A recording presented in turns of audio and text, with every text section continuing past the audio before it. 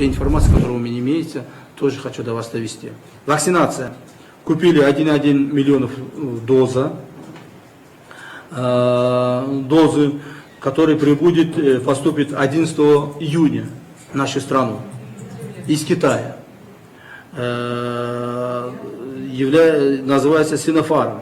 В конце июля будет еще 1,2 миллиона доз. То есть все это дозы мы покупаем и раздаем нашим гражданам бесплатно. Пока бесплатно.